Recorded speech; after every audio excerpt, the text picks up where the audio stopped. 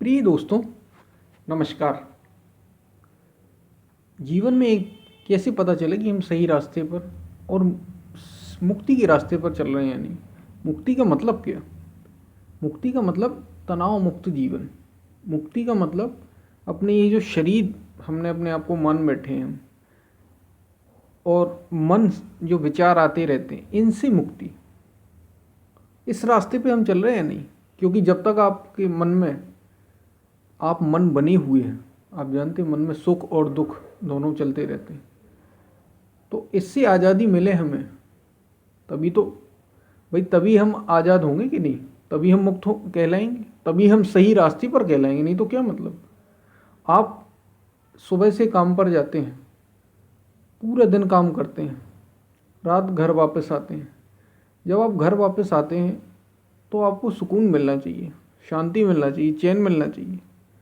तब तो ये मतलब हुआ पूरे दिन जो आपने काम किया, या फिर रात में जब आते हैं तो पूरे दिन आपने जो काम किया उसका अगर रिजल्ट बहुत अच्छा ना हो या अच्छा ना हो तो फिर कोई मतलब नहीं है पूरे दिन का। पूरा दिन बेकार गया, दिन बेकार हुआ जो आप करते रहे। बस ऐसे ही जीवन में अगर आप जो अभी कर रहे हैं, एट द एंड सभी का एंड होता ही है, हमें पता है। कब होता है ये भी नहीं हमें पता, लेकिन ये पता है कि एट द एंड होता है 70, 80, 90, 100, 110, 120 साल बाद। जब शरीर छूटने का समय आए तो हम प्रसन्न हों कि हमने जो पूरे जीवन भर किया वो आनंदमय हो, हम सही रास्ते पर चले और मुक्ति के रास्ते पर चले। या यूँ कहें, महाजनु येन गतः स पन्था। जिस रास्ते पर महापुरुष चले उस रास्ते पर हम चले। ये तो मैंने आपको इस प्रश्न का उत्तर ही दे दिया। तो प्रिय दोस्तों, कैसे पता चले कि हम सही रास्ते पर चल रहे हैं या नहीं?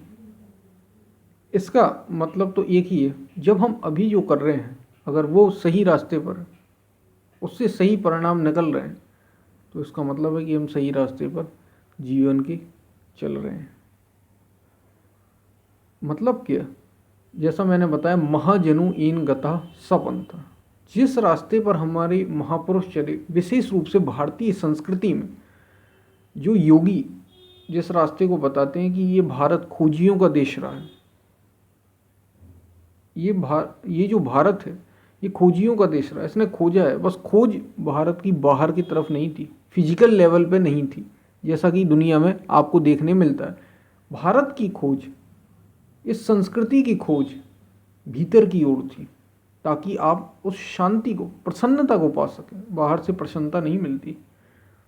बस अगर आप अभी वो चीज़ महसूस कर रहे हैं तब आप सही रास्ते पर। आप समझ रहे हैं मैं क्या कह रहा हूँ? अगर आप अभी वो चीज़ महसूस कर रहे हैं, और एक दिन महसूस नहीं कर रहे हैं, एक घंटे के लिए नहीं। होता क्या है, अभी आप एक मूवी देख कर आए, आप प्रसन्न हैं, 2 दिन, 3 दिन, 5 दिन, 1 महीना हो सकता है बहुत अच्छा आप करें, उसके बाद आप फिर वही हो जाते हैं, जो था मैं वही हो जाता हूँ। ये मतलब नहीं है मुक्ति का। ये मतलब नहीं है कि आप सही रास्ते पर चले। सही रास्ते पर चलने का पता कैसे चले? मैंने आपको पहले ही पॉइंट बताया कि जिस रास्ते पर महापुरुष चले, अब उस रास्ते पर हम चलें कैसे? उनकी जीवनी, उनकी बायोग्राफी को देखकर वो क्या कह रहे हैं। जैसे महापुरुष का एक शब्द आपको मैं बताना चाहता हूँ यहाँ पे उदाहरण के लिए, वर्तमान में जियो, कि हम ऐसा कर रहे हैं। ये केवल उदाहरण है, सारी चीज़ें इससे ही आपको पता चल जाएंगी। वर्तमान में जियो। भारतीय योगियों ने, भारतीय मनीषियों ने ये कहा है कि वर्तमान में जीना सीखो। वर्तमान में जीने का मतलब ये है, आपका जो मन है वो या तो पास्ट में जीता है यानी भूत में, या फिर प्रेजेंट में जीता है, या फिर फ्यूचर में जीता है यानी भविष्य में जीता है। यानी आपके मन में जो विचार आते हैं, जो थॉट्स आते हैं, वो या तो बीते हुए कल के होते हैं या आने वाले कल की चिंता में होते हैं। बीते हुए कल का रोना रो रहे होते हैं, या फिर आने वाले कल की चिंता में डूबे होते हैं। और वर्तमान में, ये मन की बात है, वर्तमान में जीने का मतलब है थॉटलेस। यानी आप जब भीतर आए, जब आप अपने में आए, तो आपके अंदर कोई उद्वेग पैदा ना हो, कोई प्रश्न पैदा ना हो। अगर आप ऐसा जीते हैं तो आप सही रास्ते पर हैं, मुक्ति के रास्ते पर हैं। और आप निश्चित रूप से जब ये शरीर छूटने का समय आएगा तो अब आप आनंदित होकर जाएंगे कि मैंने जीवन को पूर्ण रूप से जिया। यानी आप जो अभी कर रहे हैं अगर वो सही है तो आप बाद में भी, और इसका पैमाना क्या होगा, पैरामीटर क्या होगा, जिस रास्ते पर हमारे महापुरुष चले। अब महापुरुष कौन? रमण महर्षि, स्वामी विवेकानंद, श्री रामकृष्ण परमहंस, महावीर, बुद्ध, ये जिस रास्ते पर चले हैं, भगवान राम, भगवान श्री कृष्ण, ये जिस रास्ते पर चले, इनने जो बताया है, इनने जो कहा है, इनकी जो वाणी है, जैसे गीता में भगवान ने जो कहा कि आप उस रास्ते पर चल रहे हैं, आप आनंद में जी कर जाएंगे। और आप उस चीज़ को अपने अंदर महसूस कर पा रहे हैं या नहीं। आप शांति, अगर इस क्षण आपको चैन महसूस हो रही है, शांति महसूस हो रही है, तो आप सही रास्ते पर हैं और मुक्ति के रास्ते पर। और ये हर क्षण होना चाहिए। ये एक दिन, 2 दिन, 1 महीने, 2 महीने के लिए शांति नहीं, हमेशा शांति बनी रहे, आपके भीतर शांति बनी रहे, बाहर कुछ भी हो, बाहर से फर्क नहीं। मैं फिर आपको बता दूं, इस शांति का मतलब बाहर से नहीं है। बाहर हो सकता कि कोई मर गया हो सकता सारा संसार अस्त व्यस्त चल रहा हो, आपके आसपास की चीज़ें अस्त व्यस्त चल रही हैं, लेकिन आप परम शांति में। तब जानना कि मैं जिस रास्ते पर चल रहा हूँ बिल्कुल सही रास्ते पर और मुक्ति के रास्ते पर चल रहा हूँ। हो सकता है आपके आसपास के लोग दुखी हों, हो सकता है आपके रिश्तेदार, पड़ोसी ये दुखी हों, कुछ भी हो सकता है बाहर की परिस्थितियों में। तो हो सकता है आपका शरीर आपका साथ ना दे रहा हो सकता है आपका मन आपका साथ ना दे रहा हो, लेकिन जो आप हैं वो अपने आप में हो। तो समझना कि मैं मुक्ति और सही रास्ते पर चल रहा हूँ। आपको इन सब की चिंता ना हो, आपको ना तो शरीर की बहुत ज़्यादा चिंता हो, ना अपने आसपास की चिंता बहुत ज़्यादा हो, ना अपने मन की चिंता बहुत ज़्यादा हो। इन सब में जो चल रहा है उससे आप अलग हो। अगर ऐसे चल रहे हो, ये भी महापुरुषों ने कहा है, वर्तमान में जीना इन सब से अलग है। दूसरा, इन सब से अलग होकर जीना, मन से, शरीर से, आसपास की चीज़ों से, अपने आप में जीना। अगर आप ऐसे चलते हैं तो आप मुक्ति के रास्ते पर चल रहे हैं और आप सही रास्ते पर चल रहे हैं। कहने का मतलब है कि जब ये शरीर छूटने का समय आएगा, समय आएगा ही, आपको इसको छोड़कर जाना पड़ेगा। इसमें किसी को संदेह हो तो उसको देखने का कोई मतलब ही नहीं, सुनने का कोई मतलब नहीं। लेकिन अगर ऐसा है तो उस क्षण आप शांति को महसूस करेंगे, आपको कोई तनाव नहीं हो। लेकिन ये केवल उस समय नहीं होगा, ये अभी भी होना चाहिए। अगर अभी है तो उस समय भी होगा, और अगर अभी नहीं तो वहाँ कैसे होगा।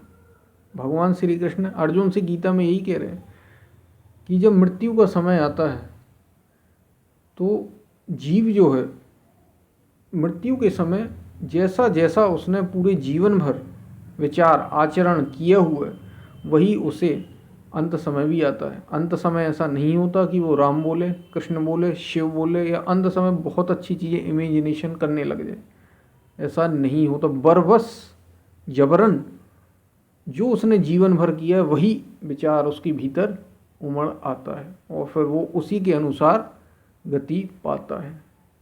इसलिए जो अभी आनंद में है, बरबस अभी जो ईश्वर में लीन है, अभी जो अपने आप में पूर्ण है, अभी जो अपने शरीर और मन से अलग होना सीख जाता है, तो वो बाद में अंत समय भी आनंद में जाएगा। ये विचार उसके अंत समय आ जाएगा, भले ही फिर कैसा भी।